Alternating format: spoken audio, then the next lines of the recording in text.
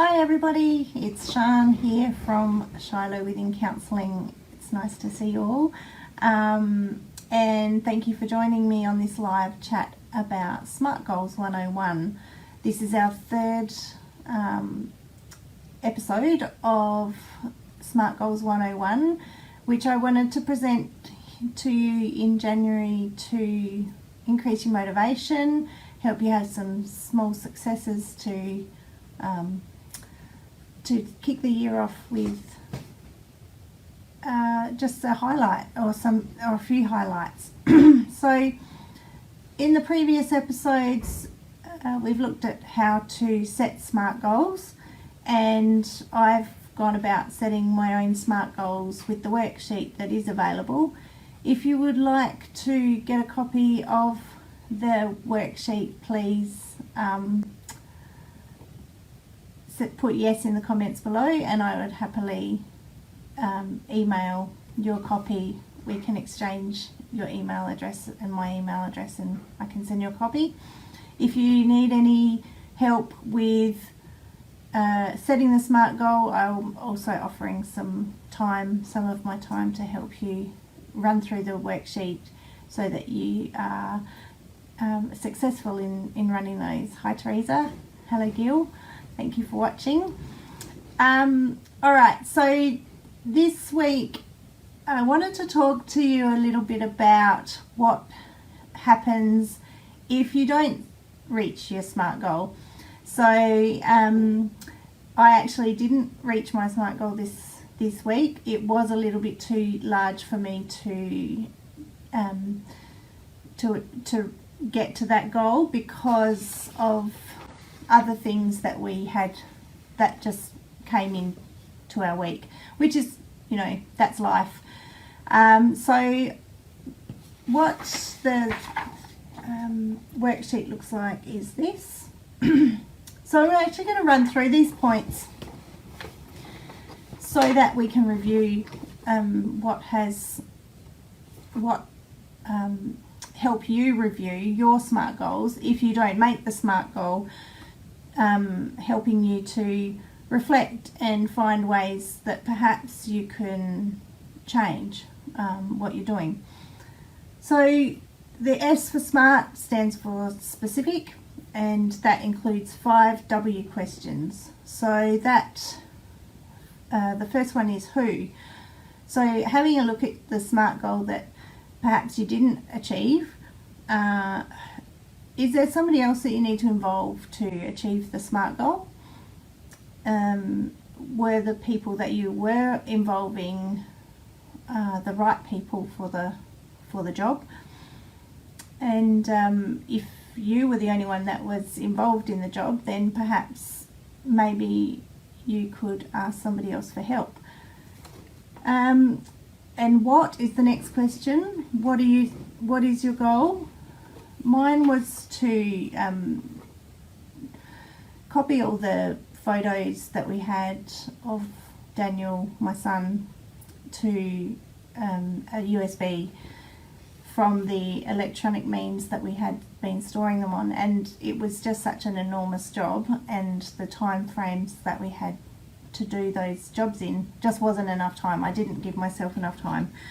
So the when and the where, out of the 5 W's, when I need to do these goals with Daniel, I really need to set specific times because he's often busy after work, and so I need to check in with him before I commit him to a goal that perhaps is more my goal than his goal.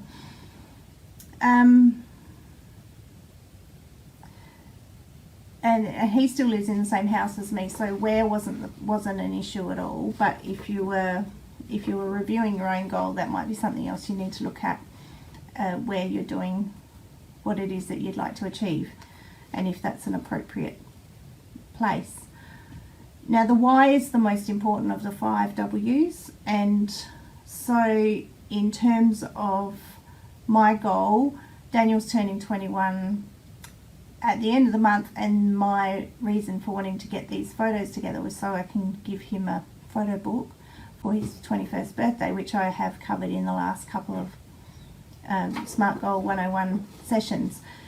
Now, the why is still very important to me, and in your goals it's important to reflect on the why. If you're finding that you're not meeting your goals, it's a really good place to start. Is the why really resonating with you? Is it underpinning your values to achieve the SMART goal? And if you're finding that you're saying yes to those things, that they're in line with your values, but you're still not achieving them, then we can look at other ways of perhaps getting help so that you can move past any barriers that might be there. If it's not really something that you are enjoying doing, then is it something that you need to outsource? And this can be a challenge for some people. I know that some of us were brought up to be very independent, and it's very difficult for us to ask for help. And it can be something that we might need to challenge ourselves on, to say, okay, is this something I can do on my own? Do I need to outsource this, or do I need to ask somebody else to come in and help me with it? So, for example, in my business, I have a great dislike of doing bookwork, which I've known for a very long time, but I still thought going into business that I needed to carry everything. And so as time went on and I kept procrastinating and setting goals to do my bookwork and then not meeting it, I realised that I would be far better off outsourcing the bookwork to somebody who enjoys doing that, and then I can focus on the things that I enjoy doing and that help to motivate me. So it's really good to just question whether your goals are something that you actually need to continue to carry. Is your why because you are having trouble delegating or outsourcing, or is it something that you will feel great about if it was done, but you're not really too fussed if somebody else does it? I know particularly in couples work that I do, a lot of times one of the couples would like jobs done and the other one's procrastinating. In their eyes they're not getting these jobs done, and it can become quite a point of contention. And you often hear one of the couples say, I just wish that they would ask somebody else to do it. I just wish that they would get somebody else in to do it. And so that's sometimes might be helpful to have a conversation around what is the reason that you feel that you have to be the one doing this. Is it financial? Finances can play a role in that, and it could be just that wanting that feeling of pride of achieving something, which is a great thing, but is it worth the attention that it brings to continue having that hanging over your heads and it becoming a point of argument for both of you? So yeah, good things to have a think about and to reflect upon. Okay, so measurable. The finishing line is what the measurable is all about. And so in setting a goal, it's great to have a finishing date or an age that you want to achieve something by, or a monetary value if it's a financial goal. And so if you're not able to hit those goals, perhaps winding it back and thinking about what is it that was the barrier to that as well. Sometimes we do take too much on. Sometimes we think that we can do more than we can, and circumstances don't allow us to quite hit those goals. and attainable, which is the A, is also another thing. Was it something that you didn't have the resources for, that were things changing? And we know with COVID, people have lost their jobs or had to go on support, and so that changes all sorts of dynamics for a family. So once again, I think setting very small SMART goals, weekly SMART goals, to keep achieving and boosting your confidence and boosting your motivation can be really good. And that's not to say that having long-term goals is a problem, because that's really healthy as well. But just to be able to, in unknown times, to chunk it down so that it is attainable. So if you haven't met your SMART goal and it wasn't attainable, once again, reflect on why. Have a think about what you might do differently next time. Is it that you didn't have the motivation to take it to that level? And once again, maybe have a look at whether you need to outsource or call somebody in to help. Relevant. Is it relevant? Is the R for SMART. And this goes back to the why. Why is it relevant to you? And is it still worth pursuing the goal if you haven't achieved it?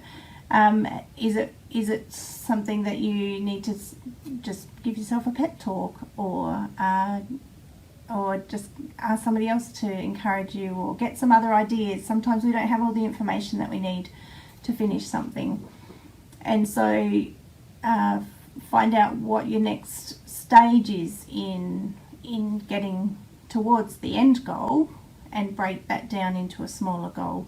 For example, we have a caravan project that we're doing, and it can seem quite overwhelming if I think about the whole job, but the important thing for me in moving forward with that is seeing progress, and each time it's not stored at our house, it's stored at my dad's place. Each time we go there, being grateful and pleased about the things that we have achieved, even if they're very small. And that helps continue with the motivation as well. So I might go there with a massive list of things that I would like to do, but I always come away with some progress and thinking about what I might be able to achieve the next time we go.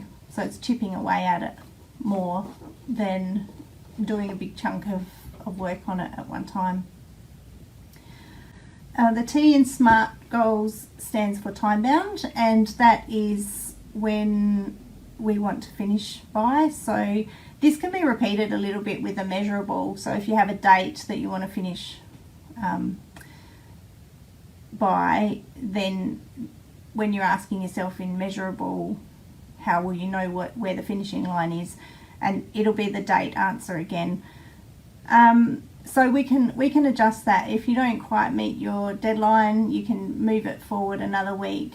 Try not to be too rigid with your SMART goals, and keep encouraging yourself, because if we're speaking negatively to ourselves, that will discourage us.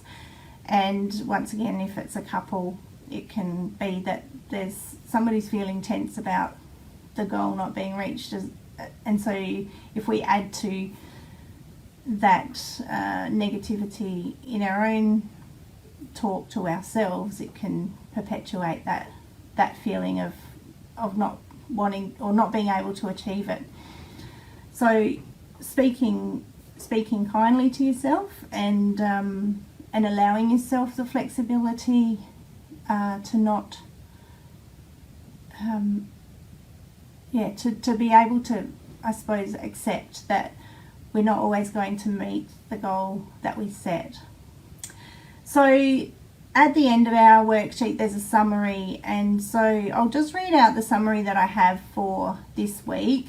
I'm not going to reflect on the whole goal that I have set, because we've done that in the last couple of weeks, and I don't want to bore you with the goals. But my summary for this week, even though I haven't finished last week's, which I will continue to work on. I have a short course, an online course that I've been working on for some time, and it's time for me to finish that so that I can do other short courses that I have lined up to do. As I said, I'm a bit of a task orientated person, and I love the feeling of achieving. So I sometimes sign up for more than I probably should, but I'm always learning. I love to learn. So I've got this one course that I've been working through fairly gradually, and I started that while I was studying, and I haven't been studying for 6 months now, but I've gradually been working through that, and I'm very close to the end, but I just want to finalise that, and by next Wednesday, the 26th, which is Australia Day, so that I can then jump into some other learning, to my professional development learning, and also some learning about marketing that I'm doing as well. Okay, so I'll just check my notes here, see that I've covered everything that I wanted to today. Yeah, so the last point I wanted to make was that setting goals doesn't have to always be about work. It doesn't always have to be about, tasks. It can be for health, it can be for fun, it can be for fitness, it can be for finances.